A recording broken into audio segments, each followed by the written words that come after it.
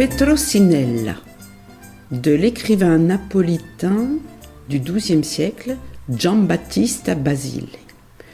Vous allez vite reconnaître dans cette histoire qu'une variante a été écrite par les frères Grimm beaucoup plus tard.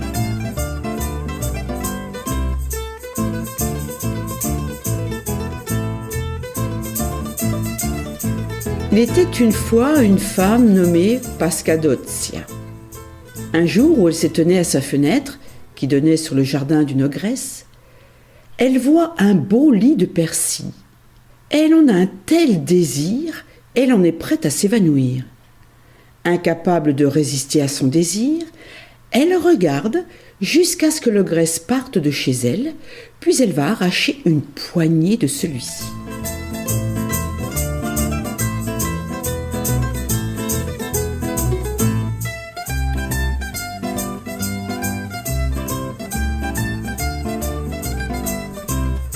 Mais quand l'ogresse rentre et va faire cuire son potage, celle-ci constate que quelqu'un est allé au persil et dit « La malchance pour moi, mais je vais attraper ce coquin au long doigt et lui faire repentir et lui apprendre à ses dépens que chacun doit manger sur son plateau et non se mêler des coupes des autres gens. »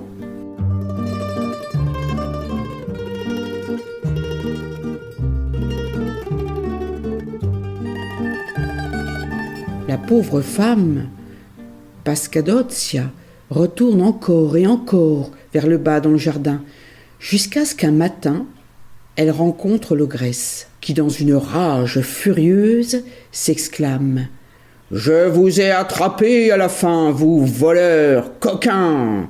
Je vous prie de payer le loyer du jardin dans lequel vous venez de manière impudente voler mes plantes.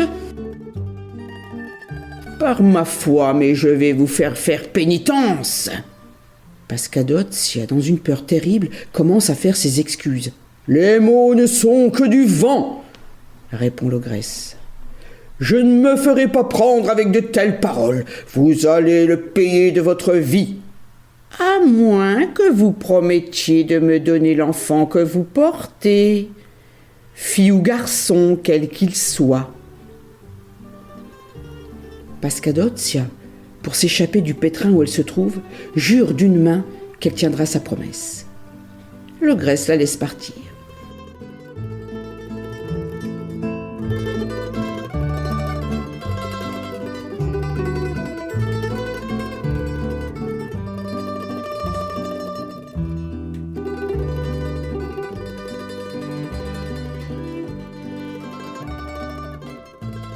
Mais quand le temps est venu, Pascadozia donne naissance à une petite fille, si belle qu'elle était une joie à regarder.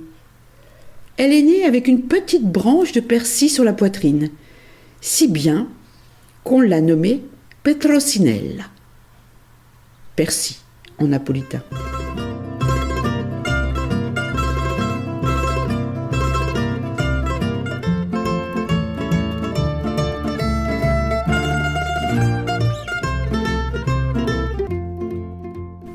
La petite fille grandit de jour en jour, jusqu'à ce qu'à l'âge de ses 7 ans, sa mère l'envoie à l'école. Et chaque fois qu'elle rencontre l'ogresse dans la rue, la vieille femme lui dit « Dis à ta mère de se rappeler sa promesse !» L'ogresse répète ce message si souvent que la pauvre mère, n'ayant plus de patience pour écouter cette histoire, dit un jour à Petrosinella « Si tu croises encore la vieille femme et qu'elle te répète ce message, réponds-lui. Prenez-la !» Lorsque Petrosinella, qui ne pensait pas à mal, rencontre à nouveau l'ogresse et qu'elle l'entend répéter les mêmes mots, elle répond innocemment ce que sa mère lui a dit. Après quoi l'ogresse la saisit par les cheveux, l'emporte dans un bois où le soleil ne perce pas.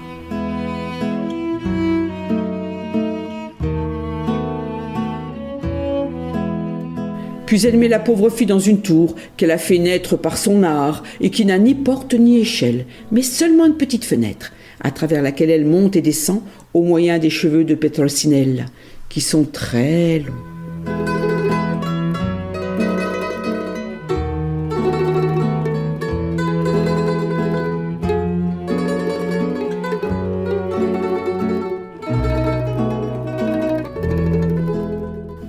Un jour, alors que l'ogresse a quitté la tour, Petrosinella met la tête hors de la petite fenêtre et lâche ses longs cheveux au soleil. Le fils d'un prince qui passait par là voit ces deux bannières d'or qu'il contemple avec étonnement. Il tombe éperdument amoureux de cette beauté merveilleuse et lui envoie un mémorial de soupirs.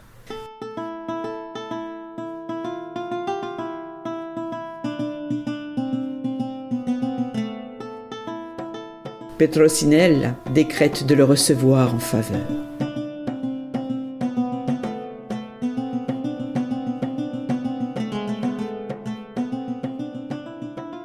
Les choses vont si bien avec le prince qu'il y a bientôt un hochement de tête, des baisers de main, des remerciements et des offrandes, des espoirs et des promesses, des mots doux et des compliments. Cela continue pendant plusieurs jours. Petrosinella et le prince, devenus très intimes, ont convenu d'un rendez-vous nocturne. Petrosinella devrait donner à l'ogresse un peu de jus de pavot. Donc, quand l'heure est venue, le prince va à la tour où Petrosinella laisse tomber ses cheveux pour permettre au prince de monter, puis il se glisse à travers la petite fenêtre dans la chambre.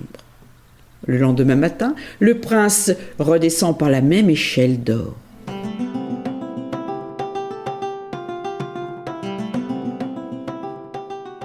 Après avoir répété ses visites plusieurs fois, l'ogresse découvre le secret et dévoile à Petrosinella qu'elle ne pourra pas quitter cet endroit, car elle a jeté un sort sur 3 noix qui se trouvaient dans un chevron de la cuisine.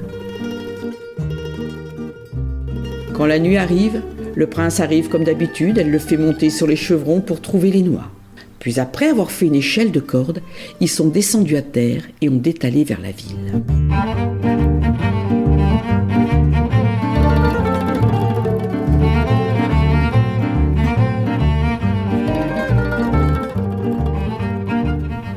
L'ogresse se réveille.